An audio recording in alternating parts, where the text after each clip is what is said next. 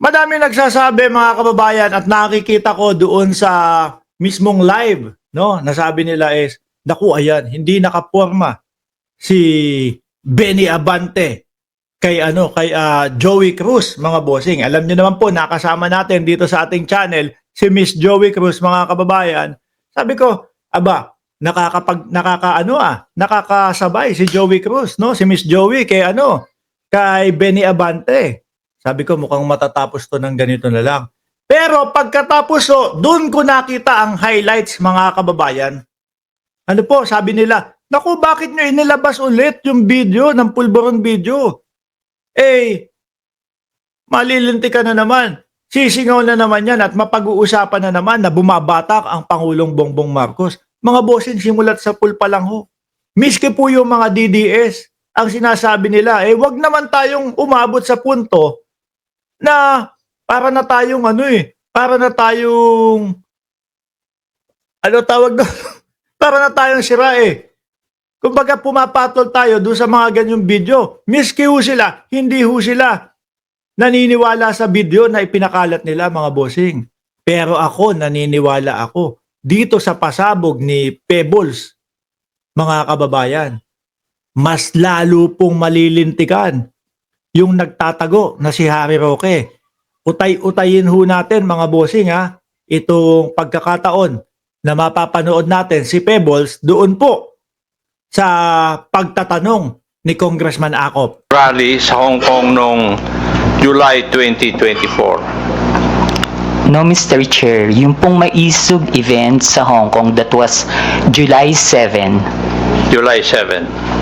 July. Wala naman nakalagay dito yung date.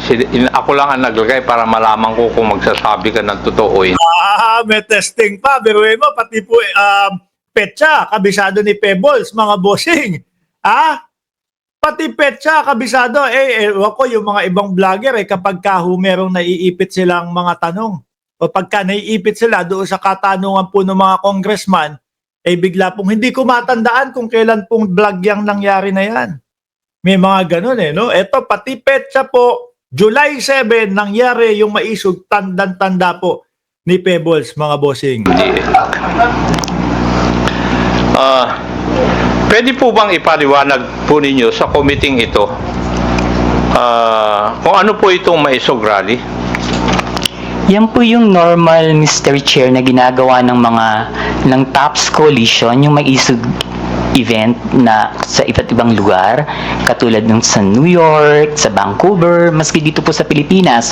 Yan po yung rally. Ako, ipapaano ko na din, Mami Pebs, Yan po yung rally na puros po paninira sa gobyerno. Yan po yung rally na halos lahat ng sinasabi laban kay Pangulong Bongbong Marcos. Pag hinanapan mo po ng ebidensya, wala po silang maipapakitang ebidensya. Yan po yung rally na sinasabi nila prayer rally, no? Pero ang maririnig nyo po sa loob ng rally na yon ay puro murahan, mga kababayan.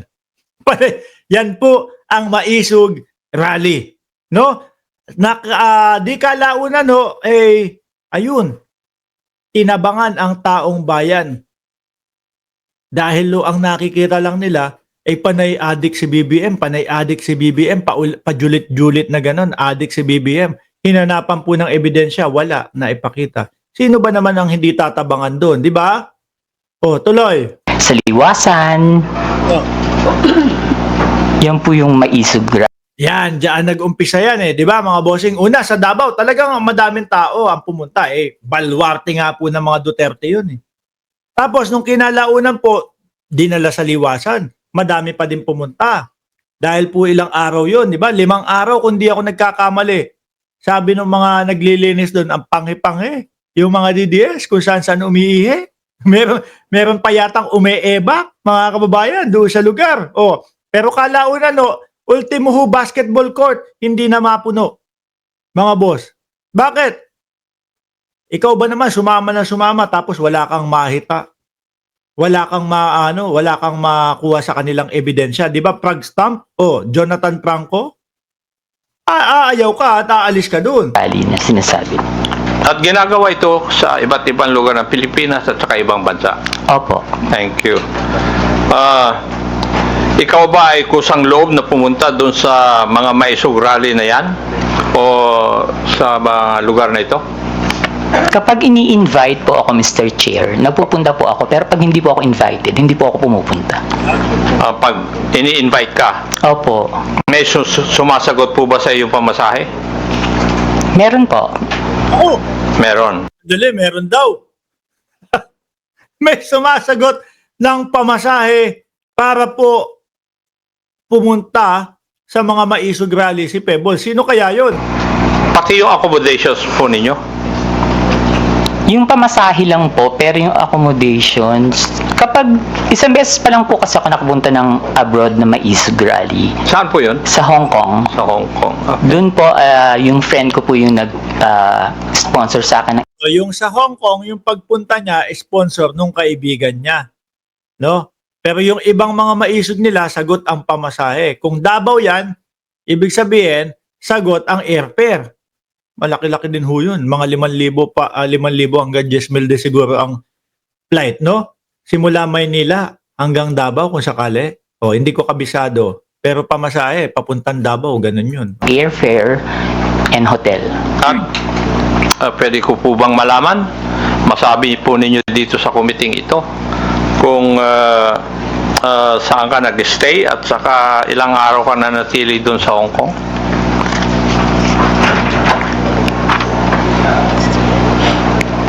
July 7 po, ginawa yung event. July 6, Uy, patras yan, Mami Pebs. July 7 ginawa yung event. July 6, ano? 6, 7, and 8 po. July 6, 7, and 8 po ako nag-stay. Pero yung pangalan po ng hotel, nakalimutan ko na po. Okay, thank you. Bakit Ang sabi dito ni Miss Supladita Yuri, si Maharlika yata ang nagbibigay eh. Kasi ang daming post ni Maharlika na transaction ng remittance niya kay Pebbles. Aba, pwede. Ano ko? Tapos kung maririnig natin mga kababayan, yung sinabi po dati ni Katrina Ponce Enrile na meron pong nanggagaling na pondo galing daw po sa China para dun sa mga vloggers. Naku po ha. Baka naaambunan si Maharlika. Tapos yun yung ginagamit. Pwede, ano? Oh, pwede. Pero sa nakita ko dito, press si Mami Pebbles, ano? Maganda eh, oh. Parang walang ka-stress si Mami Pebs. Oh. po kayo naimbita sa private dinner na sinasabi mo na naganap no July 7, 2024? Hindi po, Mr. Chair.